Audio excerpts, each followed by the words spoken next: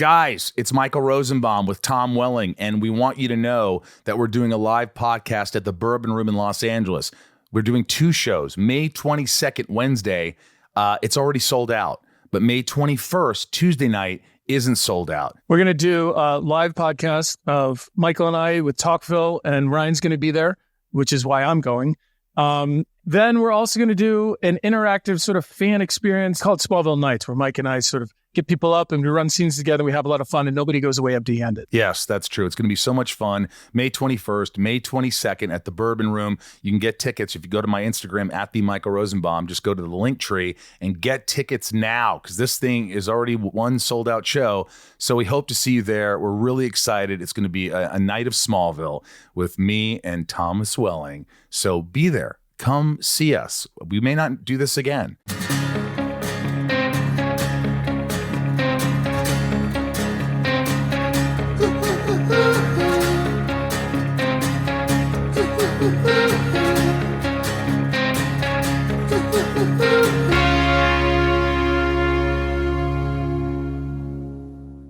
Welcome back to Talkville as Ryan hits his arm against the couch. Yeah.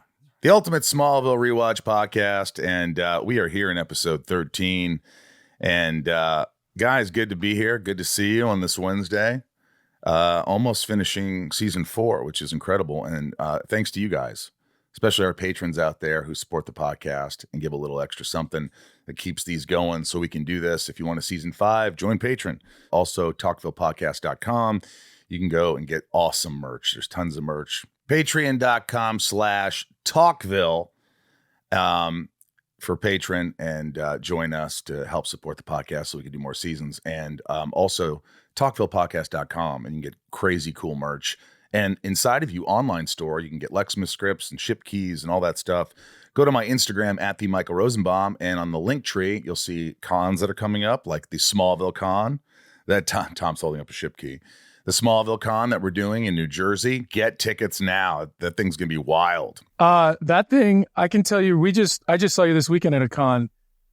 People have already bought tickets. That thing is definitely going to sell out. It's not a normal con. It's a creation event. So it's literally a limited amount of tickets. It's creation Smallville. Yeah. So it's dedicated to Smallville like they do for Supernatural. So we'll see if we have any fans out there. Hopefully we do. It's in New Jersey. Look on my link tree on my Instagram. Also for cameos, cons that Tom and I are doing that are coming up. We're talking about a lot of fun stuff. And we're going to be doing a live event in mid to late May. It's going to be in California here in Los Angeles, and a lot of good stuff. I think we're going to do a Smallville Nights. We'll have a little VIP. It's going to be so much fun. So once tickets are available, please get tickets and come see us. We're going to have a blast there. We got an episode to talk about here. So Ryan was like, oh boy. Without further ado, let's get into season 4, episode 13. This one's called Recruit. Title Recruit aired February 9th, 2005. Director Jano Swartz. Writers Todd Slavkin and Darren Swimmer. You know, Jano directed Superman something, maybe 2. And he directed Somewhere in Time. No, he directed Jaws 2. And I think he did a Superman 2. We love him. We love him.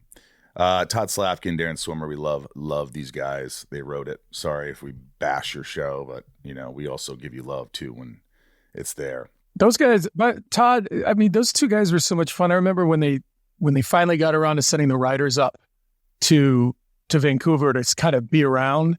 I just remember having a good rapport with them, and they're just like, they're thick skinned. They kind of like to talk shit about the stuff too. So it was always fun to see them. It's always good to have showrunners that don't blow up at you and just are kind of fun. One of the guys, one of the gals. Guest stars, it still says Erica Durance as Lois Lane as a guest star. Chris Carmack as Jeff Johns, Grey's Anatomy, Nashville, the OC. John Novak as Gary Bergen. Colby Johansson as David Cooper. Amanda Crew as Monique's roommate from Silicon Valley and Inside of You. And, yeah, my very first Inside of You interview was with Amanda Crew. And I kind of flipped out when I saw her in that scene. It's like, oh my God, that's her. It's really cool. Yeah. I didn't know that. Well, now you know. We're all learning today. A string of fatal attacks during his recruiting visit forces Clark to save the ones he loves and make a difficult decision with his football career. All the while, Lana learns disconcerting things about her new boyfriend when she pushes Lex to stop withholding secrets. Ryan, why don't you start us out in this great story? How many roses, Ryan? How many roses? Oh, God. All right, we'll get there. Well, we'll get there. We'll get there. Look, as with, past episodes, we have come to appreciate the episodes better once we have talked about them.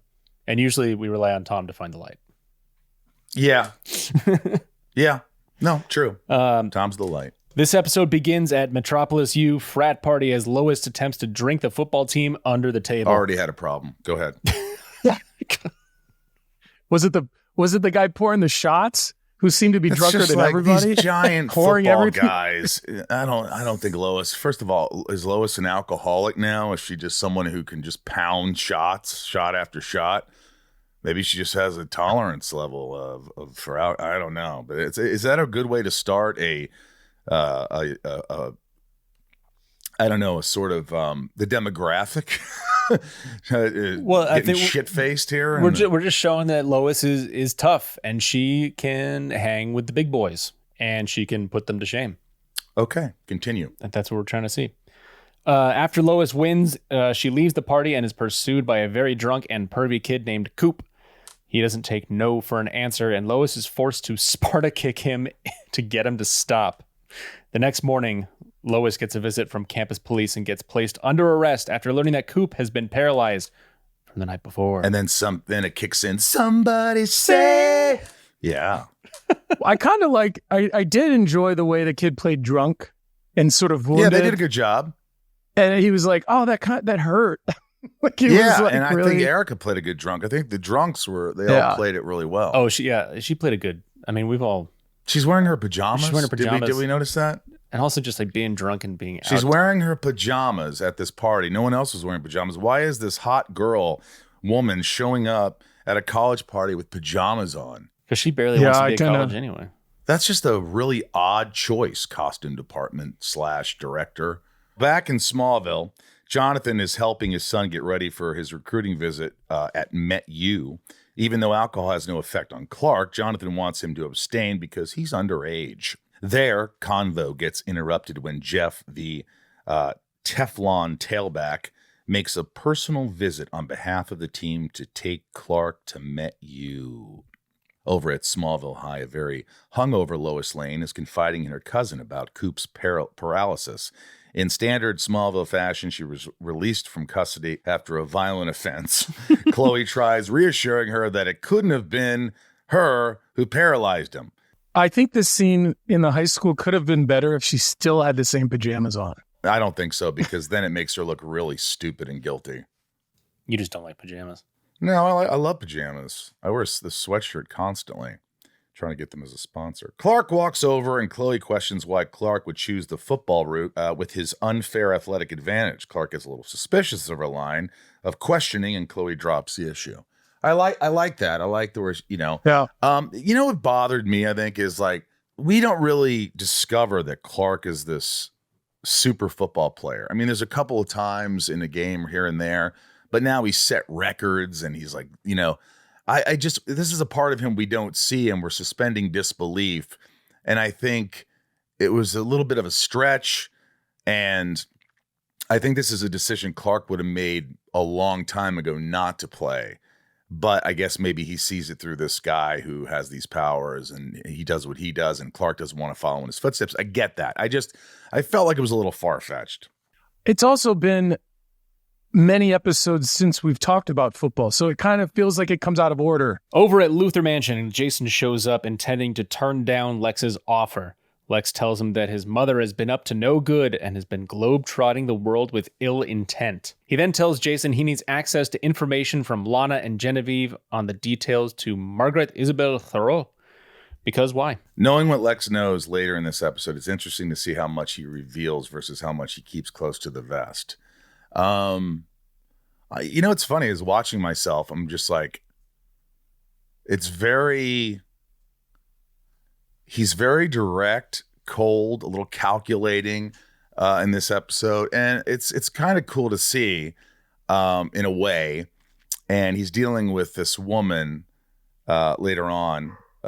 What's her name? Genevieve Teague. Genevieve. Look, I've got to let go of the fact that this storyline sucks. I've got to let go and just say, all right, it's what it is. It's just something that it better pay off, Ryan. It better pay off. But the scenes were fine. I remember them wanting us to be very close when we talked, like we're almost making out, like it's kind of, like you're almost into her, but you're not. And it's kind of giving you that whole thing. And I'm like, I'm not. But her breath was fine. Well, what the takeaway that I had from those scenes is that she was trying to seduce you, and you were not trying to seduce her. And so that did become clear. Yeah. I'm like, no, it's Lana I want. No, just kidding. Later, Lois is somehow allowed to pay a visit to Cooop in the medical center, even though she was previously arrested and let go for her ongoing investigation of this attack. She observes his gifts in the hospital room and decides to follow up with his girlfriend, Monique, to see what happened. And on his way to Met You, Clark begins to get the Reggie Bush treatment as Jeff flaunts his sidekick ride with state-of-the-art navigation system and even offers Clark one of his own. And the guys pull up to Met You football stadium and get greeted by players, cheerleaders, the band. After getting pitched on the field, Jeff then takes Clark to the second recruiting office of Sorority on campus. Now, this looked really good. It's like, he comes in, Clark Kent, blah, blah, blah, and making him feel good. And it was the scope was big. It was like, it was a big stadium and a lot of people. And I appreciated that. It just felt like, wow, we're in a different world. What's going on here? Is the show ending?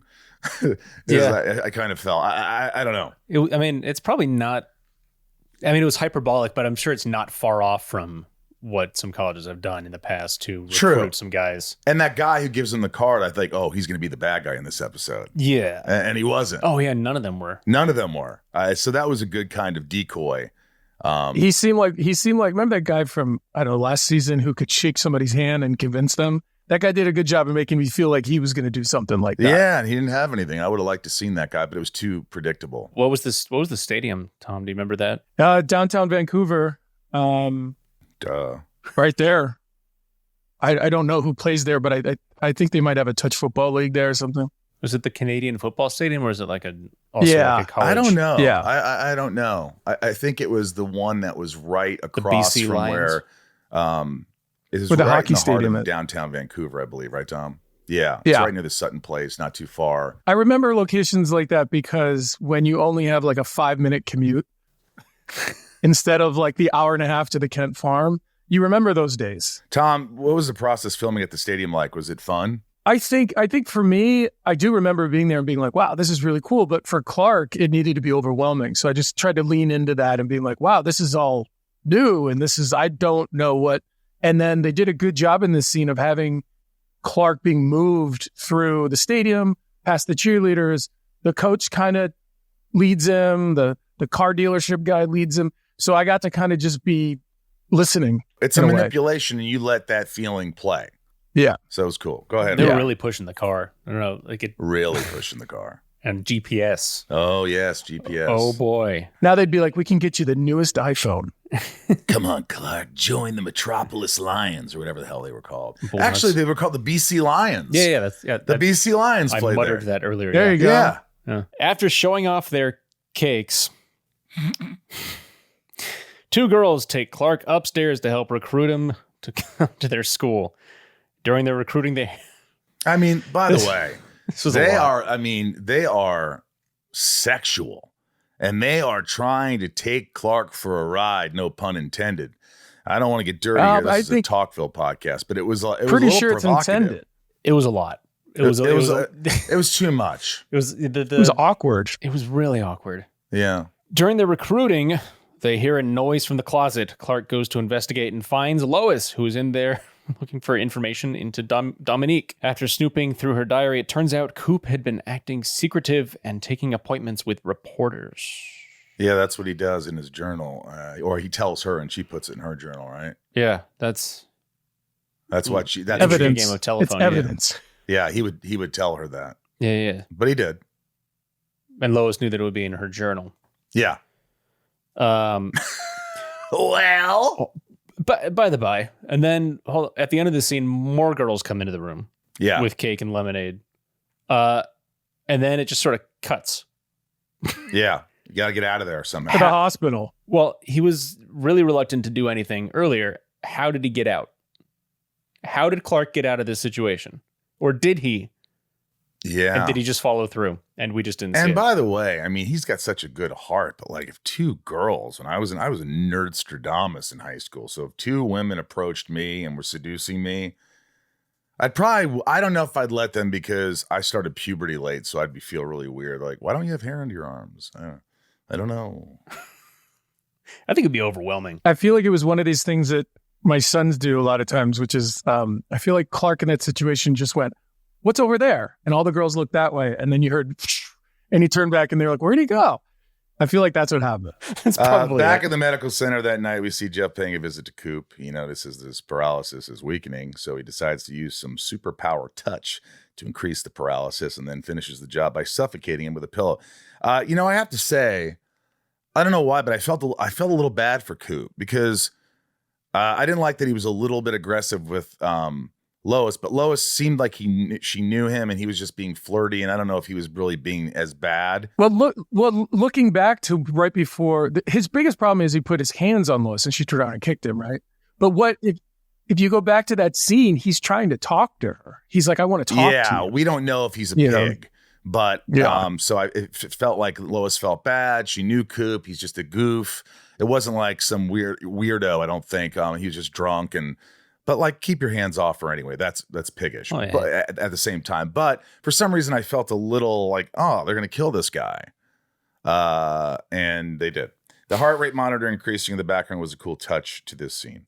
As Jeff is leaving, Lois and Clark are entering the hospital. They learn that Coop has died, and immediately Lois turns to begin asking Jeff if he's aware of Coop's meetings with the press. Now stuck between his old relationship in Smallville and his new prospective teammates, Clark tries to get Lois to back down, but she pushes him back. Lois eventually leaves, and Jeff tells Clark to have Lois stay out of his business because she's already done enough damage.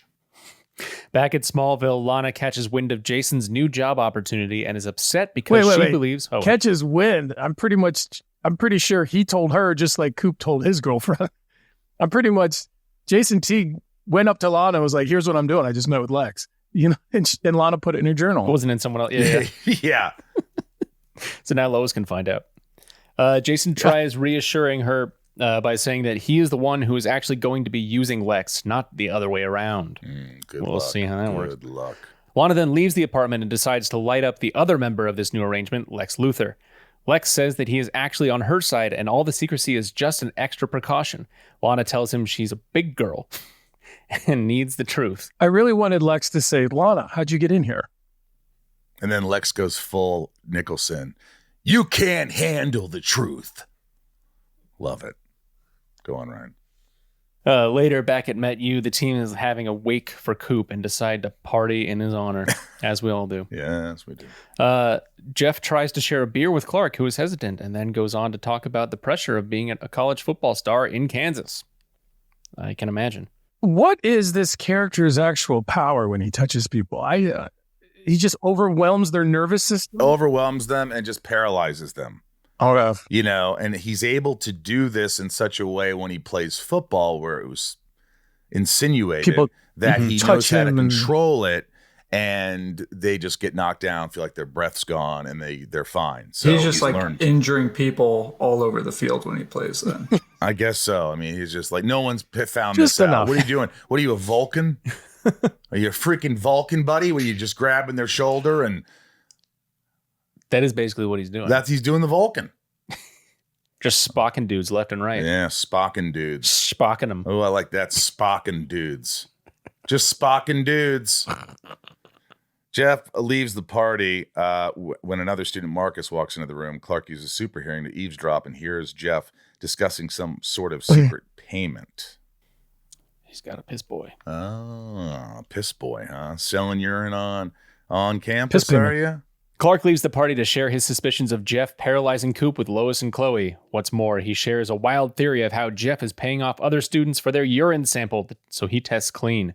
He believes that Jeff has some super touch that gives him Derrick Henry-like stiff arm abilities. Yes. Stiff arm. Derrick Henry, new free agent this season. Baltimore. Clark goes off to find Jeff, and Lois decides to follow up with Mr. Peabody. Jeff interrupts Lois's interrogation. He uses his paralyzing touch and goes on to talk about how he only started using his powers because of the pressure of winning. He then drags Lois away into a conveniently open car door. I imagine it was fun for the writers to have Lois in the series. They give her a ton of puns and quips in this episode, don't they? They always do. They needed a quippy person. Yeah, they needed someone fast talking, fun. She gives a little more life to the show for sure. I had a problem with him dragging her to the car on campus in broad daylight, and it's just like nobody sees this on campus. Are we in a prayer session? What the hell are we doing here on campus? Nobody notices this. There's no cameras. I mean, I don't understand. It irked me. You're right. There's like 8 people in the background. Yeah, and he just like brings this girl to the car and just. That's why they don't really show it, I guess. They just try to get past it. I don't know. Seems. I'm trying to find some things to talk about, but it's just Chloe goes to Clark after believing Lois was kidnapped by Jeff. Clark decides to go to the dealership to use the TripStar navigation system to track him down. See, that's why we had that in the opening. It's a little a callback. Mm-hmm. Chloe's concerned about being able to break in, and Clark has to play down how easy doing that will be. We then cut to a scene and see Jeff carrying Lois down into the sewers, opening up a water valve and leaving her to drown. Some way to die, huh? It's like, well, first of all, drowning, they say, is the most calming, but that's not the point. The point is, why would you do all this if you wanted her to die? Why wouldn't you just suffocate her like you did the guy in the freaking hospital, Coop? I mean, you could just end it all here, and now you're going to wait hours for water to build or however long it takes to drown her. Well, I was able to use my powers of deduction to come to the conclusion that he's done this before. Like, how does he know his way in there? I know what I'm going to do. I'm going to go to the sewers, and there's going to be water there where I could, and somehow the water is just staying there because we're like in this chamber where water can't leave. You know how they say water finds a way, nature finds a way, but somehow this water is like a bathtub. It just fills up in this room. Trying to be logical here. And go ahead, Ryan. Back on campus, Clark and Chloe pin down Jeff. Chloe continues to voice her suspicions, but Clark is determined to save Lois, so he super speeds into action. Just there was a lot of the Chloe and Clark. I don't know. A lot of it was tough for me. This time around. Yeah, this time was. It was just like it's like saying, hey, we're going to figure this out. Don't worry about it. Don't worry how we figure this out because it's just going to happen. It was just like, what it does is it dumbs down the audience. We're smarter than that, folks. We're smarter than that. So, I just, just pissed me off. Just, she knows. She knows. It's okay. It drags on for so many more episodes. It gets bad. It does? Yeah. What do you mean? What does? Just like her knowing. Subtle. Well, thanks for telling me that. Well, don't say anything anymore. God, Bryce. Bryce chimes in to put us in a downward spiral. Here's a funny little note. When Jeff Johns leaves the sewer, where Clark takes him out of the truck is the same place where we introduced Justin Hartley's Green Arrow seasons later. It's the same set. I remember that. They use a lot of the same sets there for sure. Clark super speeds into action. He pulls Jeff from his car and yells, "Where is she?" Goes all Batman. Jeff tries using his touch, but is shocked when it doesn't affect Clark. During the fight, Clark gets a glimpse of what his future could turn into as Jeff shares the super slippery slope of playing with powers. Clark heads into the sewers and rescues Lois before she dies. Very simple, straightforward. There you go. The next day in Smallville, Clark checks in with his parents.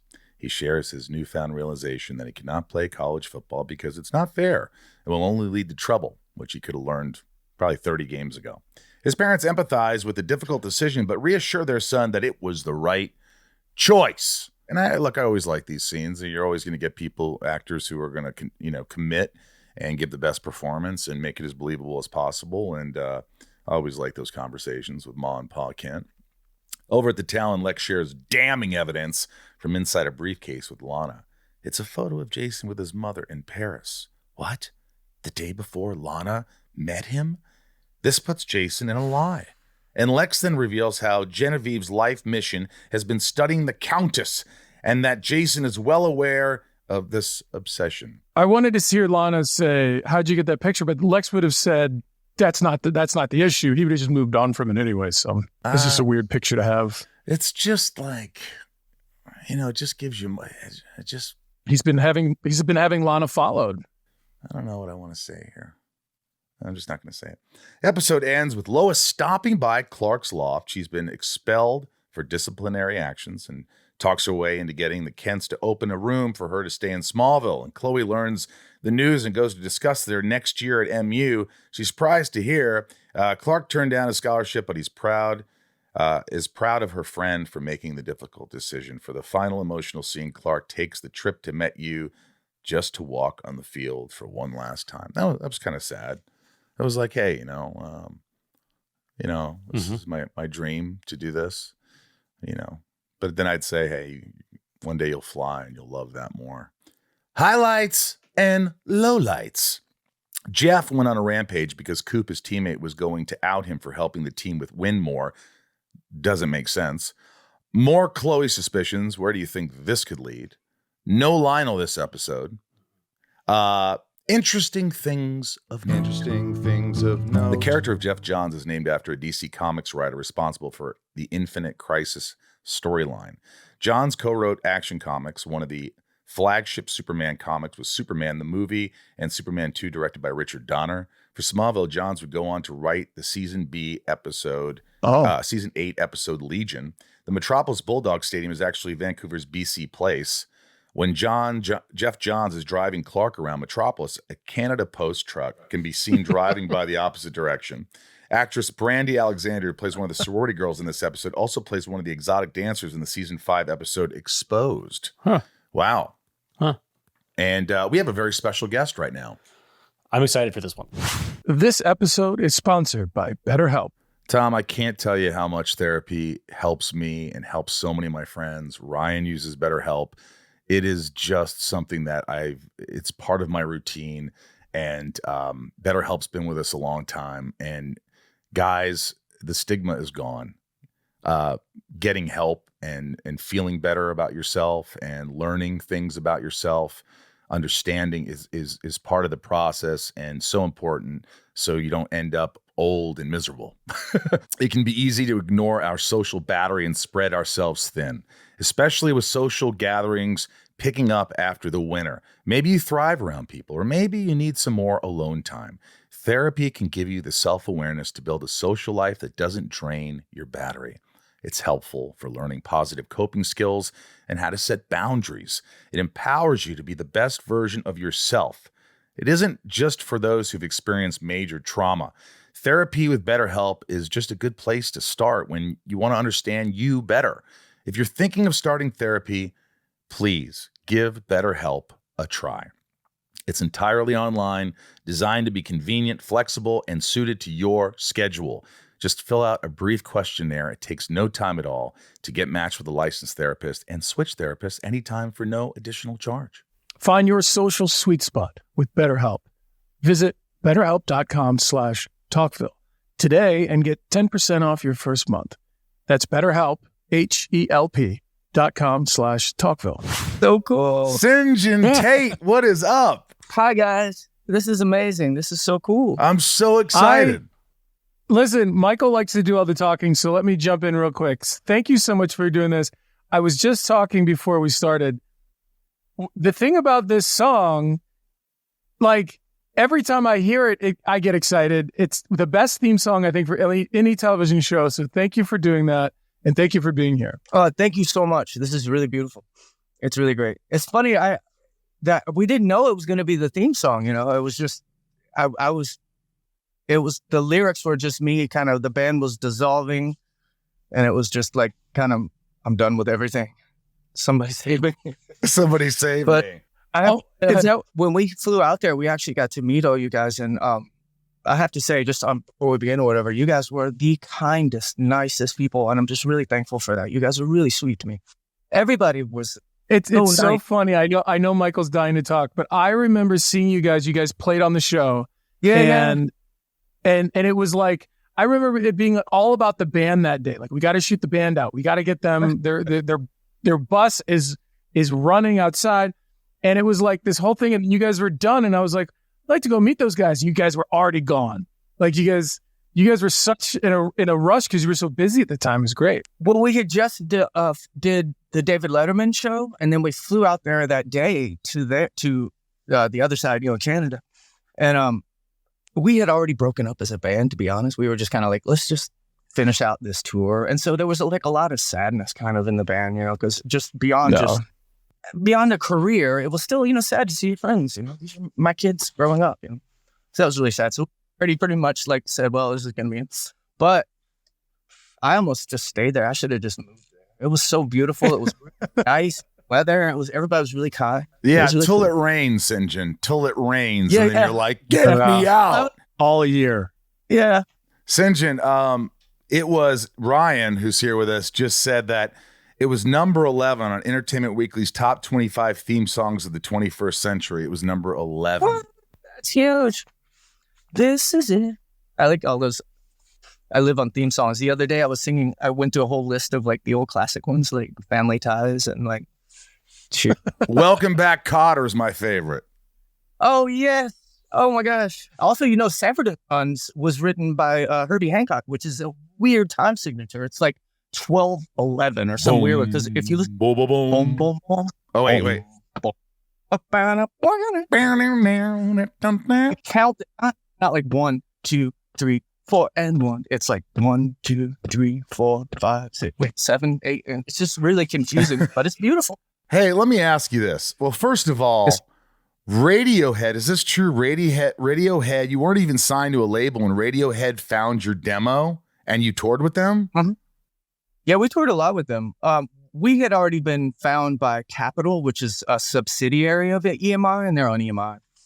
But yeah, we toured a lot with them, and they're cool. We hang out with those guys a lot. Did they call you? It was through the record company. They got in touch with the actual Capitol. There was a record we did before we even released a record that never saw the light of day. That was on Capitol Records, and so Johnny Greenwood and Tom and those kids, that was really nice. They contacted Capitol, and they said they liked our band, but Capitol kind of folded, and then we went over to Geffen, and then from Geffen to Elektra to Interscope. It was like chaos. Jeez. Well, that had to be a huge, when Radiohead saying we want, they reached out to you, that had to blow your mind. My whole life has just been surreal. Like I'm this little weird looking kid from Alabama, and my first day in LA, and I was with like Adam Duritz from the Counting Crows, and he took us to a party at the Chateau Marmont, and there's like Marilyn Manson, and there's like people over here, and I'm just like, I don't know what happened, but it was beautiful. But surreal, That is awesome. Let me ask you this: How did that never happened to Michael? No. How did Warner Brothers? How did they pick your song? Were you like, how did they know of this song? How did that happen? Well, okay, so Madonna was not the Madonna, girl named Madonna, was works with music placements, and stuff. And the very first episode of Smallville was orchestral. It was a theme. It wasn't our song because there was a back and forth as whether they wanted it or not. And it was really beautiful, and we were really excited because it was just a really cool period in our lives. It was really fun. But yeah, she actually went to bat for us, and so she went in and they did a test reel with the song in it. And after even the first episode had aired, they went and redid it. They actually, because of the thing that she did, she really brought it home. Now, is there a standard deal where you're just like, this is what we're going to pay you? Did you have to work out a deal, or did you just get like scale, or you had to work something out? Yeah, well, see, it was different back then. Now it's, more common, but back then you didn't have a lot of like bands and stuff. Everybody still talks about like Flaming Lips playing 90210 and all that stuff. It's like they didn't know how to navigate between the two. Like, okay, that was actually going to be our single, right? So we just started, and so they had to like kind of cross it over somehow. But yeah, it was a weird, of course everything has Twilight clauses and stuff, but it was a cool deal.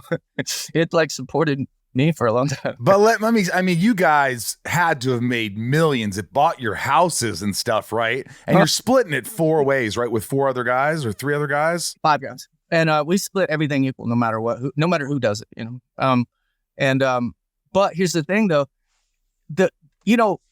musicians don't get insurance or any kind of. We are just there to kind of like for a flash of a pan, and then it's like, well, if he dies, our sales go up, or if he doesn't, whatever.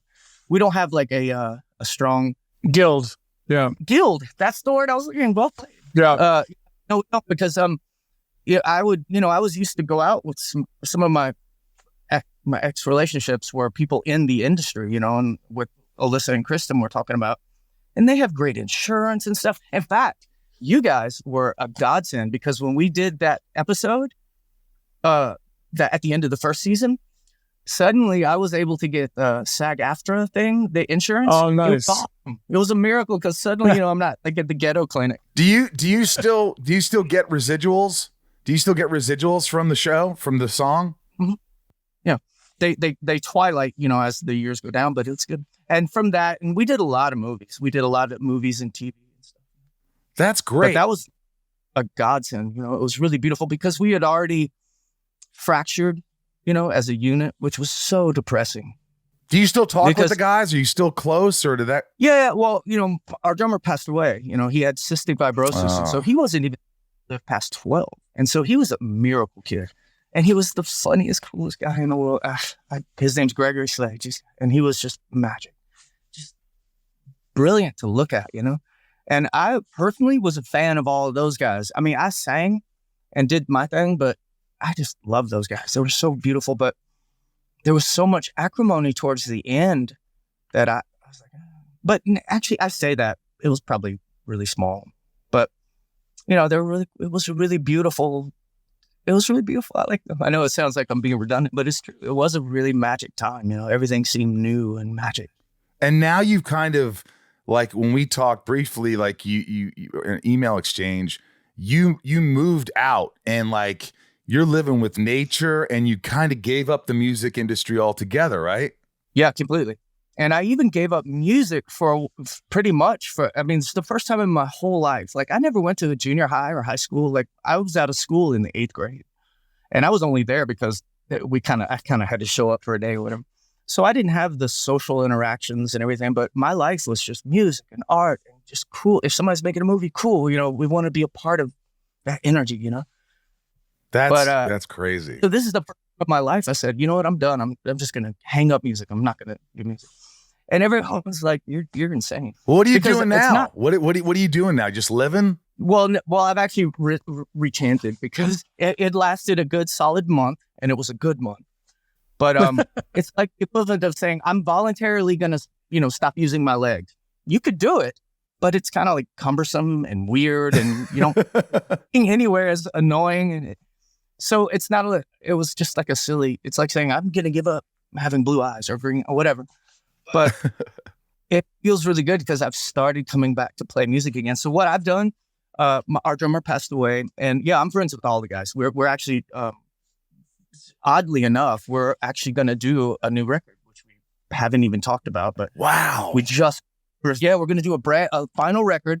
We're all contributing. My brother, me, and we have some people who can play Gregory's parts, But we're going to do another record and play some, kind of like a final series of shows, just because we want to, have that joy of like having a final hurrah, but also being around each other again. We grew up together. We were like, I have to ask this because you're on our podcast. Yeah. Are you going to sing "Somebody Save Me"? No, he's not going to.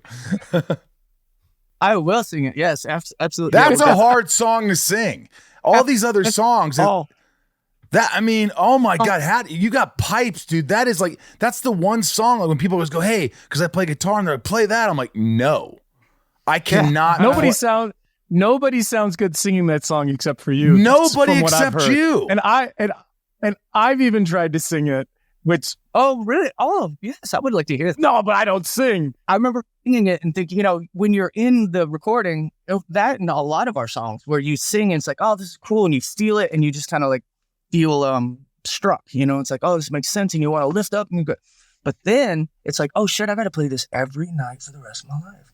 And so you go from low, high, low, high, low, high. And then the same thing, the next song comes on like low, high, low, high, low, high. If you guys get together, maybe when you're just goofing off, you could do a little 15-second Talkville theme song that we could play. Absolutely. I would be honored to. That would be beautiful. How cool would that be? And we can have it there. That would be great. Well, I love to hear that you're coming back to your creative music side. Michael used to walk around with a guitar every once in a while on set. And since then he's now onto his second band. He's really found music, which is really cool to me I have to listen to it because it's him, but it's great to see the creative venture. I see it in his eyes. I see it in your eyes of just like the creative energy that it's great. I love it. And I'm not like the best singer in the world, but I'm like, who cares? I'm going to make the music I want to make. If history has shown us anything, it's not about whether you're good or not. It's just like that energy. The best drummers are the ones that are all slippery and weird, or the best singers can't even barely, they can get there, but it's kind of like, I was a toy with it. But if you believe what you're saying, then I believe what you're saying, Yeah. If someone else said and it means something to you, then I'm like, holy shit, that meant a lot to me, By the way, also on a side note, I remember running into you at the Bank of America on Sunset and Vine, and you were the coolest, nicest dude. I was with Kristen there. We were there, and there was like 2 other people, but I was always taken aback. I categorize and register when I meet good people or passionate people.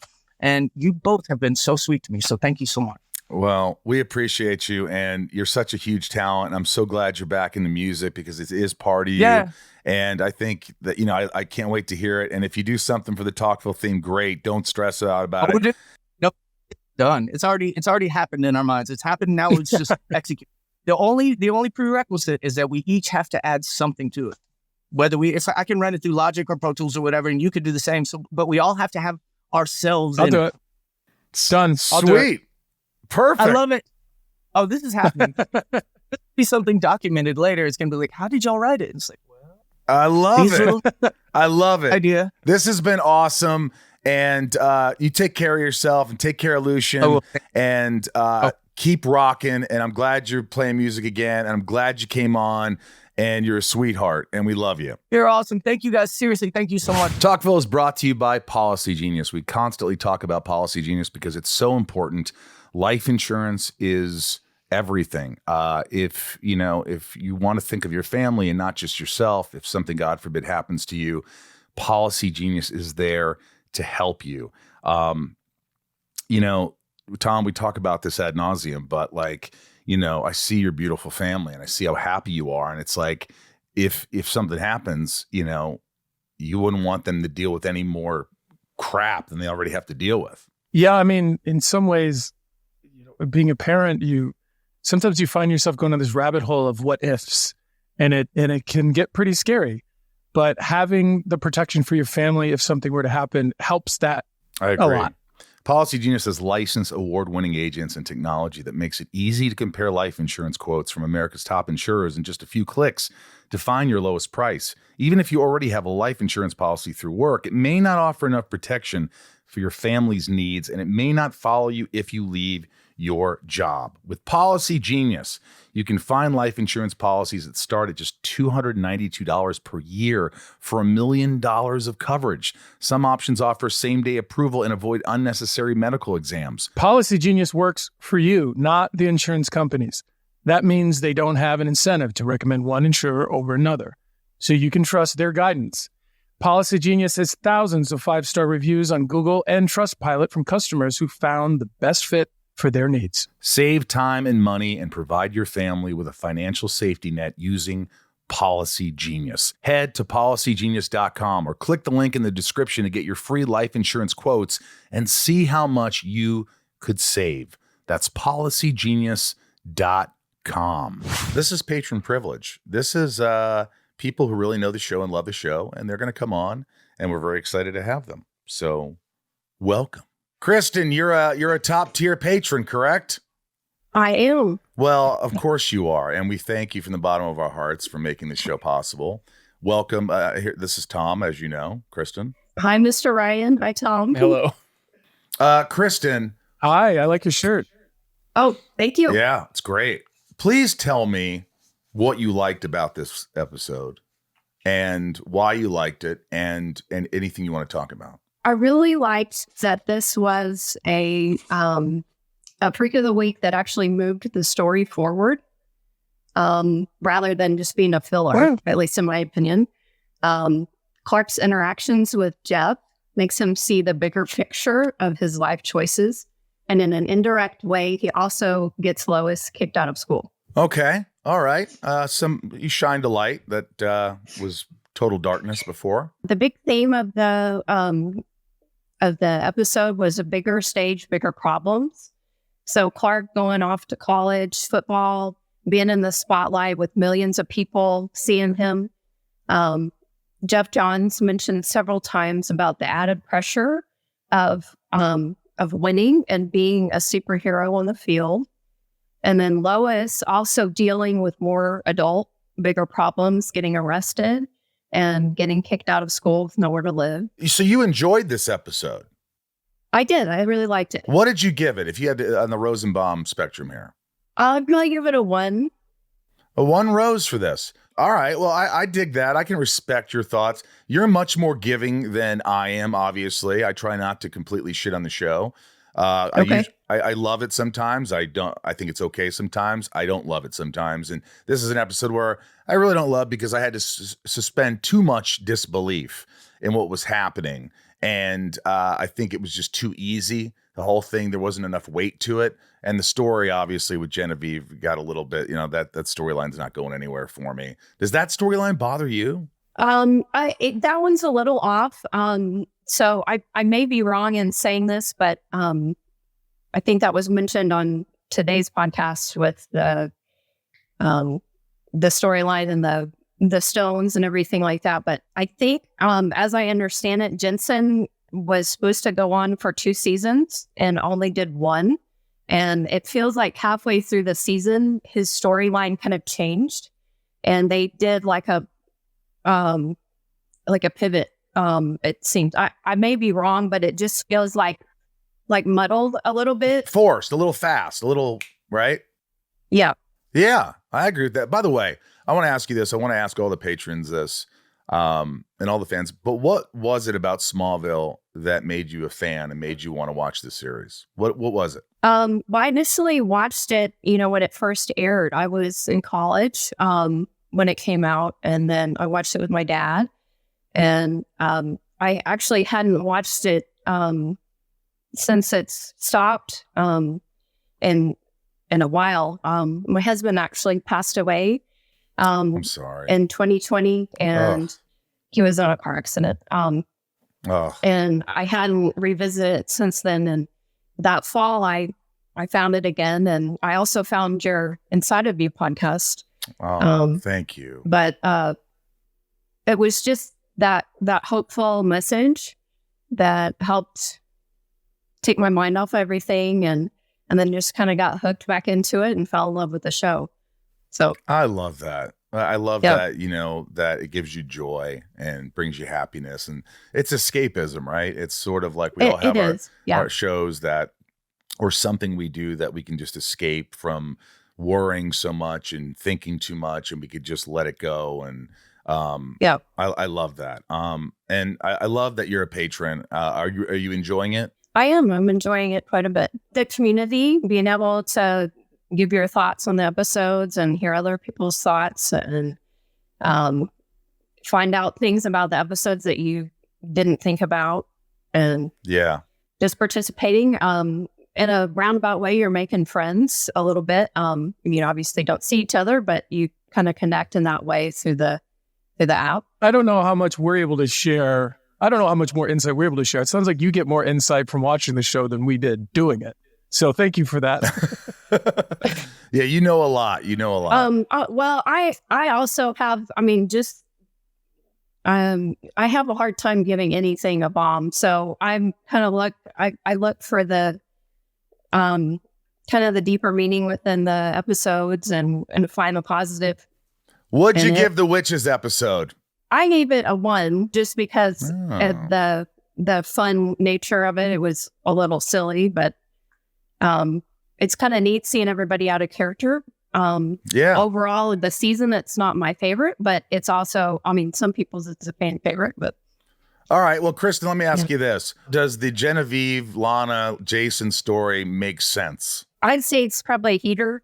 Oh yeah, she gave a heater. I love it. That part of the storyline, but I did have one note that might help just a little bit without giving too much away. So, all right, bringing the Teagues, Luthors, even Bridget Crosby and Lana into what's the Stones of Knowledge storyline was to show the greed of others trying to find the stones for themselves. It creates obstacles for Clark, which keeps him from collecting the stones quickly to unite them, and which is his basically overall season story arc. I like it.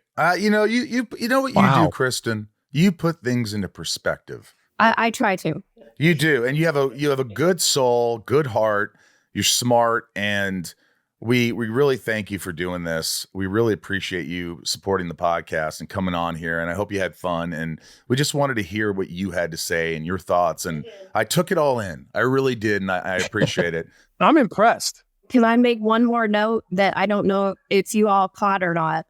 Maybe you did, but at the cold open that you call it with Lois drinking, it's actually, I don't know if you caught that it's reminiscent of Indiana Jones and where Marion's drinking in the bar in the Raiders of the Lost Ark. That's right. So I remember that. But you know what the difference? Yep. Right. She was an adult. She was like older. She was like, it made sense. Adults are hanging out at this bar. I like that. I like that analogy. It works. It's good. Ryan, last question. Oh yeah. I was going to ask, what is your favorite episode of the show? Is it something we've already seen, or is it something I have to look forward to? My favorite episode of the whole series is actually Homecoming from season 10. Yeah. Okay. Nice. It's the past, present, and future of Clark, and he's kind of got the weight of the world on his shoulders, and he gets to see himself in the future, see Lois in the future, and it's just an awesome episode. There's Brainiac. It comes back as a good Brainiac and kind of walks him through the past, present, and future. That's my absolute favorite. Thank you, Kristen. We love you. Thanks for being on. Bye-bye. Now it's time for the hotline. Are you guys excited? Ryan, look how excited you are about the hotline. Yay! All right. Here we go. Fatima, what you got for us? Hi, this is Fatma calling from Pakistan. In Recruit, why were Clark's eyes looking suspicious after the Metro Motors guy hands him the card and says, if there's anything you need? I think because the guy was a little bit like, what are you talking? What do you mean? What do I need? Right, Tom? Yeah. And also very simply, Clark started to play football, and now there's talk about cars and there's talk about anything he needs. It's like, what? I was just talking about playing football. So it's, suspicious. Hi, this is Natalie from Michigan. For the scene when they're shooting Erica and she's slowly drowning in the water, how does that work when you shoot that? How does an actor prepare or train for that? And is there a set amount of time that you try be underwater like that in order for them to get the shot? Because I noticed they cut back to it multiple times, and I was wondering if it was like the same so long shot that they use for all the cutbacks. Good question. I think the answer is easy. She's in water. She's not tied down. She can get up anytime she needs to breathe. Anytime there's a problem, she pops up. I was just going to say multiple cameras probably for maybe, hopefully 1 or 2 takes, because nobody wants to be in water that long. And I can't find. Hey, it's Billy from LA. And I just want to say this episode inspired an inside joke, my brother and my close friends, that whenever we cheers and clink glasses together, we sarcastically mimic Jeff Johns' line and say, to Coop before we drink. We just thought it was funny that the guy summoning this toast in Coop's honor was the same guy that silenced him. I think that's pretty funny. Thanks, Billy. I appreciate it. Billy's funny. Matt. Let's see what Matt has to say. Hi, guys. This is Matt from Maryland. Love the podcast. There's a couple scenes in a stadium that I'm guessing is BC Place in Vancouver. There's a final scene there in which Clark is alone on the field pondering his football life that might have been but won't be. You can see behind him that midfield is marked with a C, and there are two 50-yard lines 5 yards away on either side. That's the mark of the Canadian Football League stadium, where the field is 110 yards long, and midfield is the 55-yard line and not the 50. So I'm wondering if you guys are sports fans, and particularly, do you have any team in any sport that you just live and die with? You're a genius. That you noticed that, and you're absolutely right, Matt. That is hilarious. We love sports, but I don't follow Canadian football. Never have. My favorite joke from the show 30 Rock, it's not even a joke. It's just listing. They find out one of the actors was Canadian, and they cut to him, and he's in like this inspirational Canadian football movie, and he's in the huddle, and he goes, "All right, hosers, I need all 12 of you fighting for every meter on all 3 downs. We're going to make this a Boxing Day the Prime Minister will never forget." That's it. And they cut back. That's amazing. I love it. It's just... That's good. I love that you memorized it. It's my favorite joke, and it's not even barely a joke.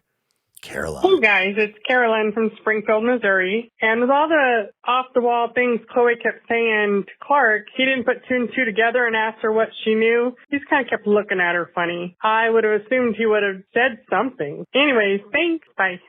Yeah, I don't know. I think Clark's not going to like if you know think somebody else knows something. I guess you play it off. If you don't, he can't be honest with that. So he's like, yeah, I don't know what you're talking about.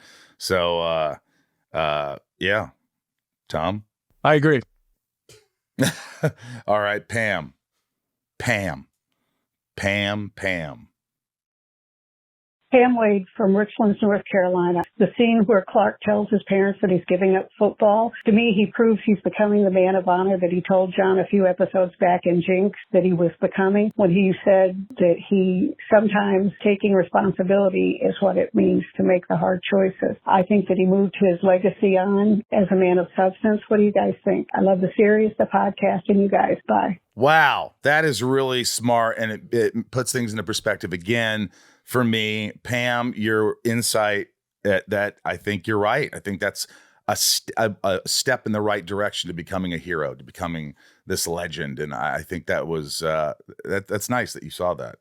We're not going to ask. Thomas the Leaf Blower just said, "Do you notice the Canadian scenery as Clark drives through Metropolis?" Yeah, we noticed it. Thomas, the postal truck and everything like that. So Thomas, we love you, but we've asked that one. We'll ask John here. John, this is for Tom. Hey, Michael and Tom. This is John from Yorktown, New York. Tom, in this episode, Clark's upset that he has to give up football. So as an actor, I was wondering, were you a little annoyed that the storyline of the football stuff ended, or were you kind of happy to move on? Thanks, guys. Oh, that's a good question. I was a little bummed. Those days are always fun, throwing the ball, and yeah, I was bummed when it ended. He was happy when it ended. Well, he went on to do another football movie, even though he didn't play much football in it. True. That's true. Zachary. Hi, this is Zach from Austin, Texas. Has any of y'all ever been in a situation where you're aware that somebody is cheating at anything? And what did you do? Thanks. I love the show. Bye. You know, I was called out for cheating in grade school, and I got paddled for it. And the funny thing is, to this day, give me a lie detector, I didn't cheat. I was in class, and I didn't know any of the answers. I had ADD massively. And I remember I just went down and put, like, it was multiple choice, like 4 or 5 questions. I put D, E. So I walked up to put my paper on the table on the teacher's desk. She was out of the room. And I just, as I walked in, I go, E, F, G, B, C, A, D. And I put it down like anybody was going to listen to me as a joke. And she came in here and she goes, "Who is talking?" And Jason Carroll goes, "Michael Rosenbaum. He just gave the answers to the test." And I go, "What?" And she took me outside, and I said, I don't know any. Look at my test paper. They're all the wrong answers. I didn't know anything. She goes, go get Mr. Figley's paddle. And I had to knock on his door and disturb his class. He goes, Mr. Rosenbaum, why are you interrupting my class? And I said, Mrs. Ebley wants the paddle. Oh, why does she need the paddle? And he made me get it out of the cabinet. And it had all the names, I guess, signatures of like other students that had signed it. I guess got paddled or whatever. I'm pretty sure that. And then I walked outside and he says, what happened? And I told him and he goes, all right, well, if you don't tell the truth right now, not only is Mrs. Ebley going to paddle you, but I'm going to paddle you. And I said, I cheated because I didn't want this 6'7" guy with hairy arms to smack me with a paddle. So Mrs. Ebley, with all the doors open down the hallway in front of everybody, made me touch my ankles and whacked me like 3 times, and it hurt like freaking hell. And then she goes, go to the bathroom. And I go, I'm okay. She goes, go to the bathroom. And I went to the bathroom and I was peeing in the urinal in the stall, just trying to get my composure. And I was like almost crying, and I could hear people out in the bathroom as the bell rang, and they were all kind of talking. And I remember just being numb, and I didn't cheat. And I don't know why I told that story, but I did. Did they ask you to sign the paddle? No, because he didn't paddle me. Did they have to ask you to sign it after you got on TV, though? I heard that I heard that she passed away like a couple of years later. And I remember saying, thank you for answering my prayers, God. But look, I don't know, but I remember, I never forgot that. But cheating, I'm sure I've seen people cheat or do things. I've seen it all the time, and that's their business. I'm not going to interfere in someone else's business. If someone's cheating on something or doing something, I'm not going to say, unless they're hurting someone that I love. Rosenbaum rating. We're going to start out with Tom, who I think I know what he's going to say. I'm going to give it a 1. 1 rose for Thomas Welling. Heater. Yeah.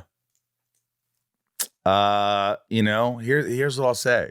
We could sit here and placate. We could sit here and just give everything a rose or this or that. And then these episodes sort of blend together and you're like, wait, I gave that a rose, but how did I give this a rose? Or and I can't do that. Because then when I say something's a rose, I liked it enough to say it's a rose. I'm going to have to give this a bomb. I think this is a 1 bomb.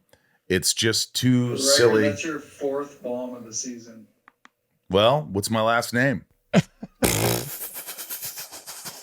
Rose. Death and save count. How many people got saved? How many people died? 1 dead. You're my boy, Coop. 1 saved. Clark saves Lois. 13 episodes, 9 dead, 26 saved. Series 101 dead, 129 saved. And now it's time. Did you pick your favorite scene, Ryan? Ryan's favorite scene. Ryan's favorite scene 1. Lois is drinking. Scene 2. Clark tells his parents that he's not going to play football anymore. And scene 3, Clark has a moment in the stadium.